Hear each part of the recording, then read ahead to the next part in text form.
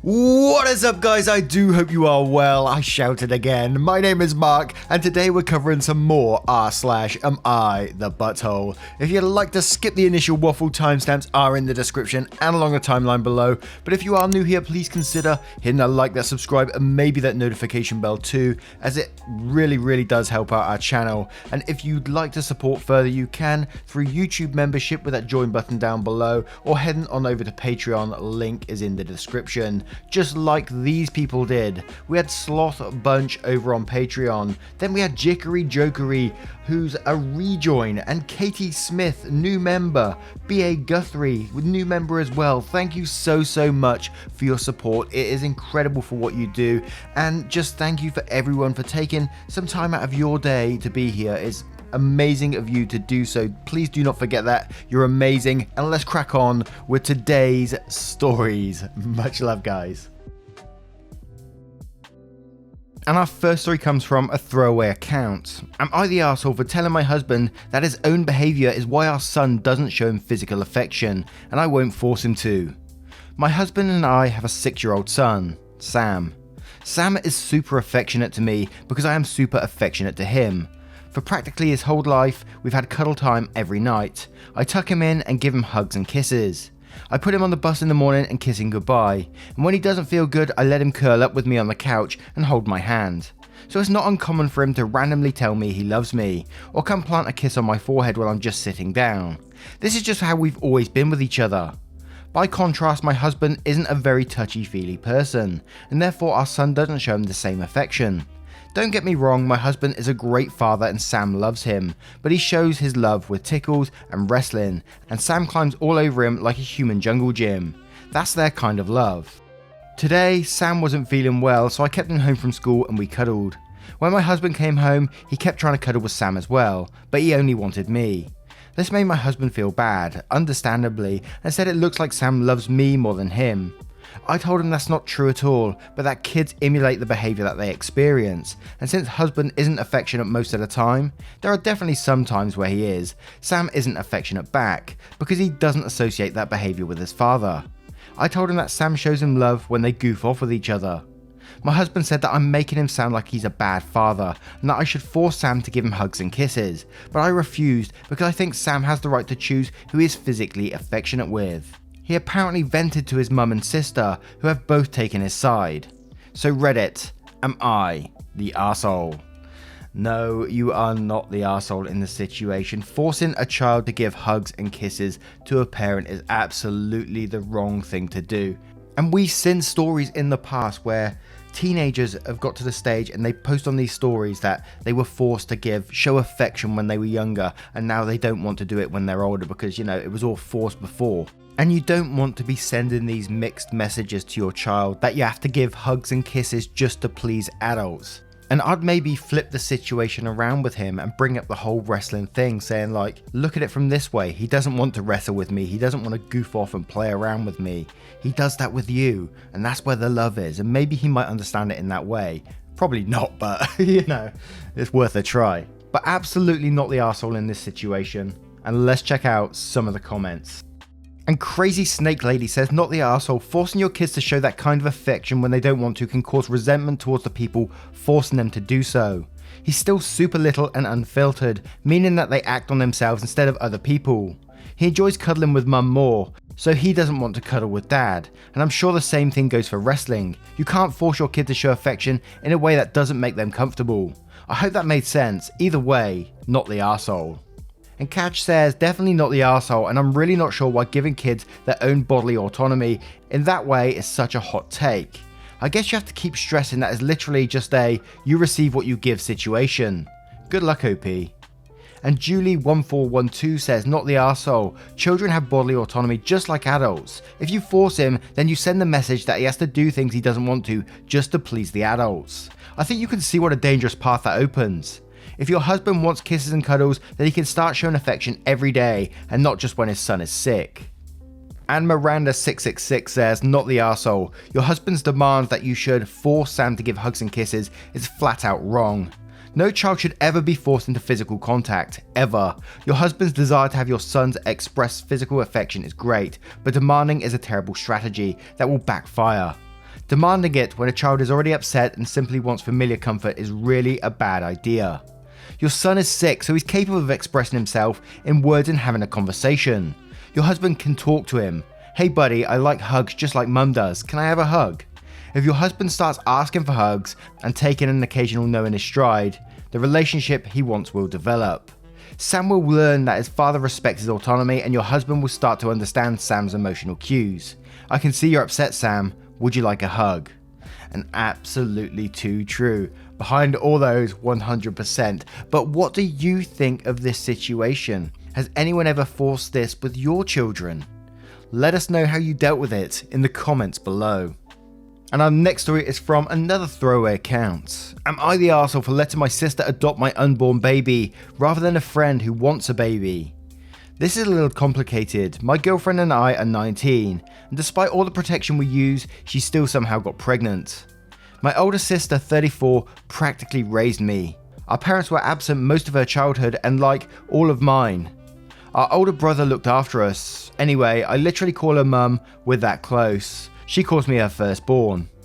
She's got 3 legal sons, all adopted. They're basically my younger brothers, and I love them to death. So naturally I called her when we found out about the pregnancy.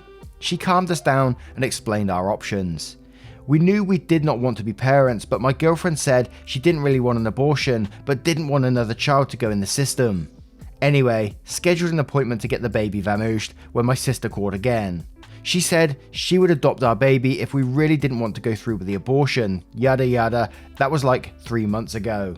A few friends started asking about names last week when we eventually told them, and we basically explained we weren't keeping the baby.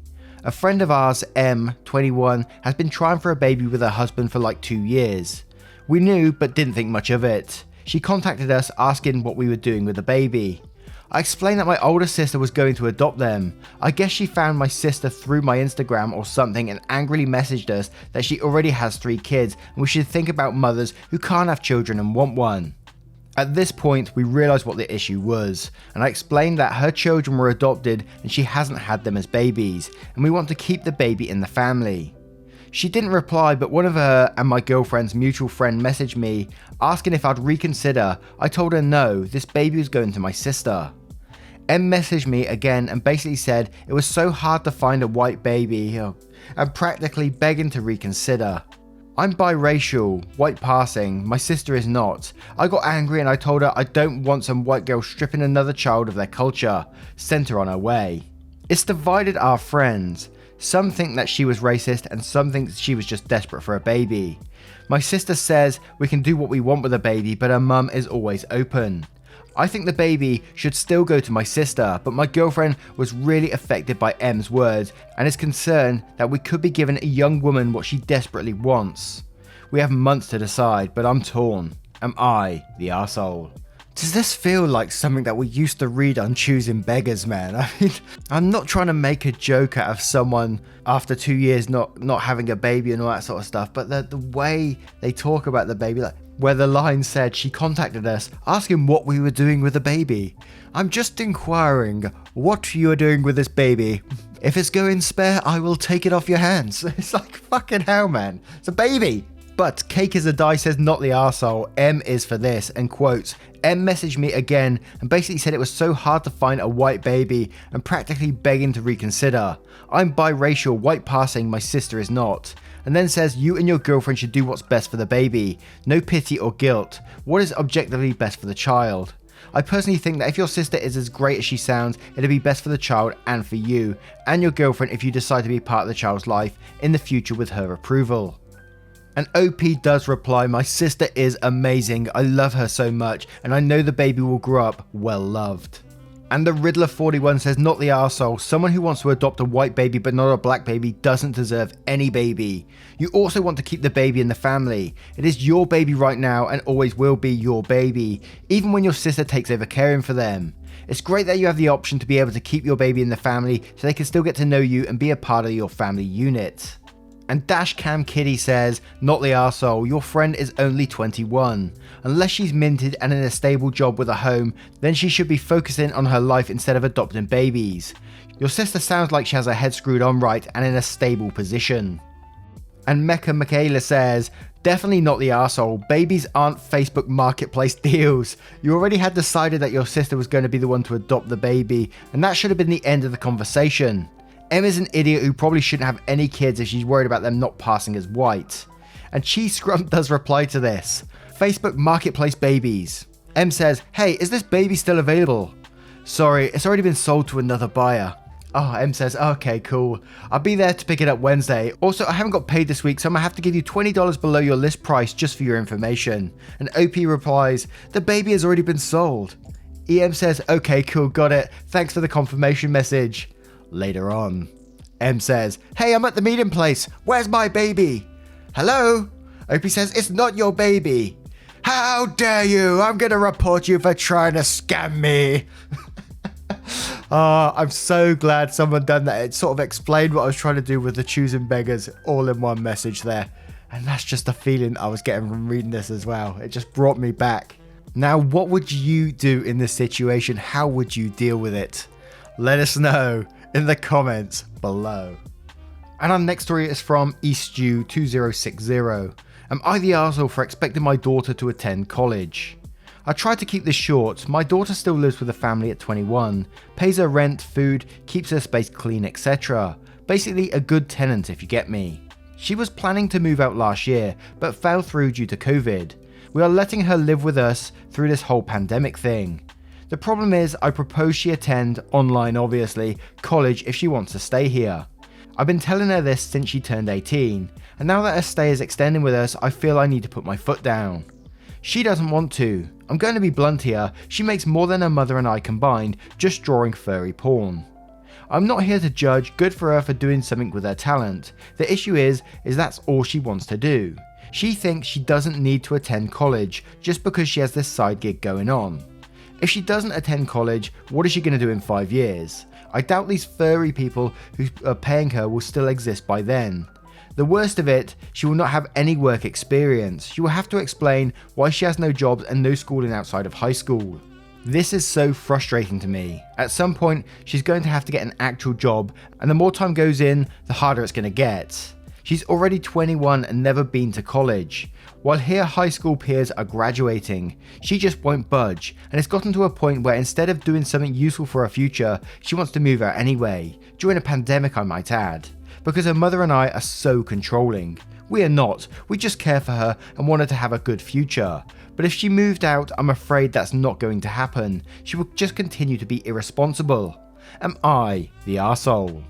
Now, I'm going to take out the whole furry thing because I don't think that's here or there in this situation, and I don't know enough to talk about. I'm not going to judge a community when I know nothing about. I mean, for God's sake, I used to make Star Wars cosplay items, so I'm not going to go down any of that route at all. I'm just going to say this is someone who's doing art, doing something that they absolutely love to do, and they're making money from it, more than both the mother and the father in the situation. So how can this be a side gig when she's earning like double your income? You basically called her a good tenant at the start. She pays her food, she pays her rent, she keeps her space clean, she does everything, and she's basically paying for herself, so you have no right to tell her what to do now.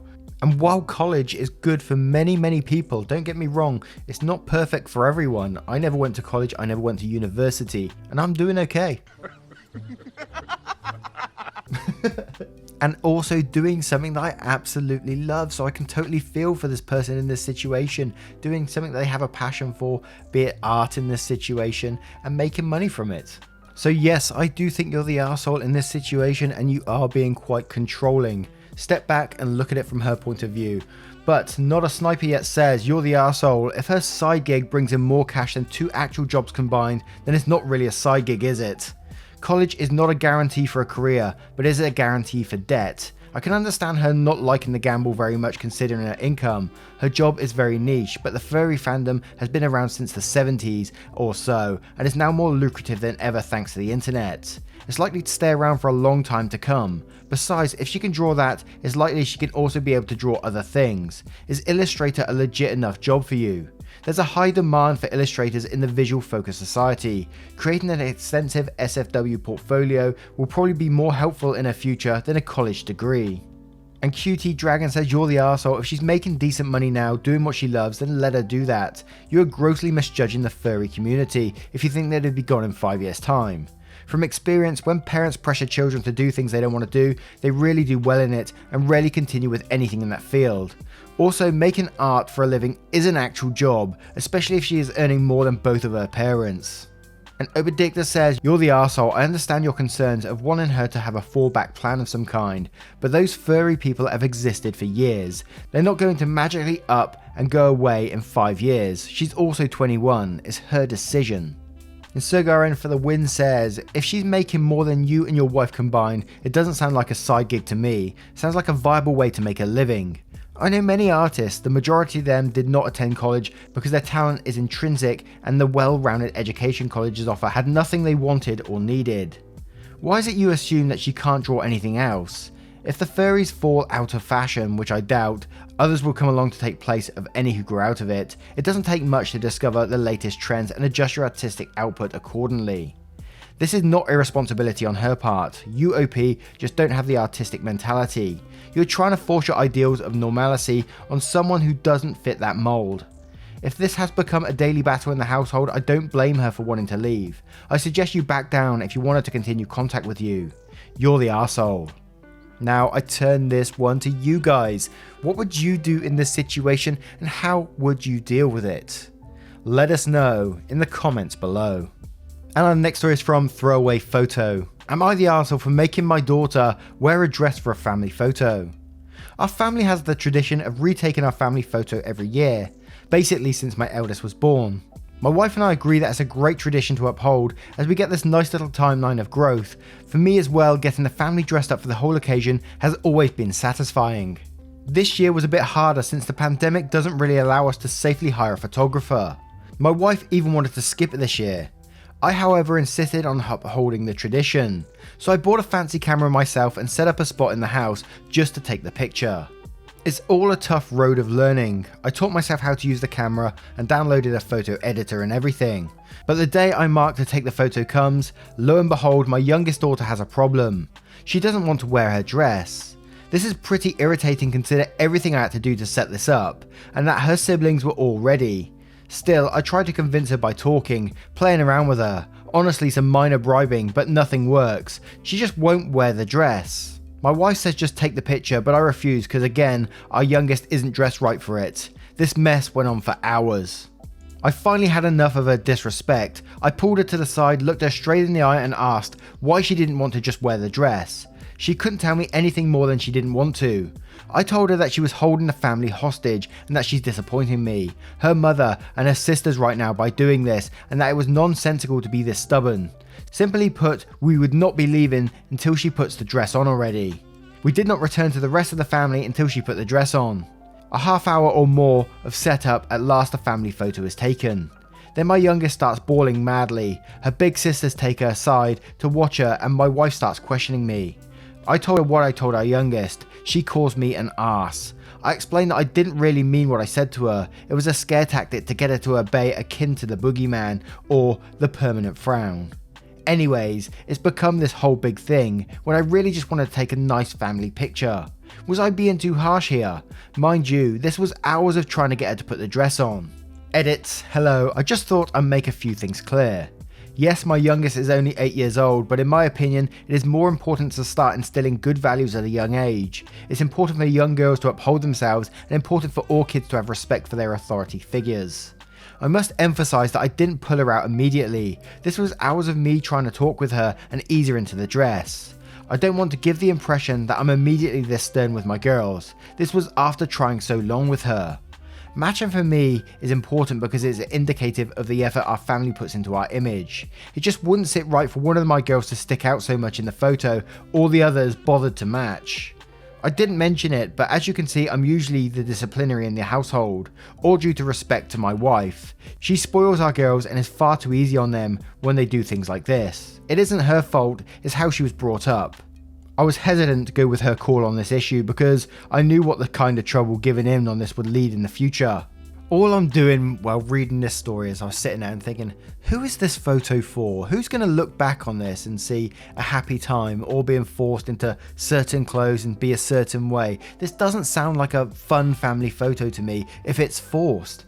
This 8-year-old is going to look at this photo and think, oh, that's the time I was forced into a dress and made to cry because I was threatened to get into a dress. Fucking hell, man. I have photos with nieces and nephews, and I love it when they pull their wacky faces, do wacky stuff in front of the camera, because that's memories. That's seeing them happy like that and just being their wild selves is just the best thing ever. Forcing them to be in certain clothes and be miserable whilst doing so is not a family fun photo. But KVS90 says it is very nonsensical to be this stubborn over an article of clothing as a fully grown man. Yes, I fully agree, you're the arsehole. Edit to add, you're accusing your little young child of being stubborn. Are you not stubborn for arguing with a literal child for hours, holding them hostage and ruining your entire family's day over what your idea of a perfect picture? Can you not see the hypocrisy of your thoughts and actions?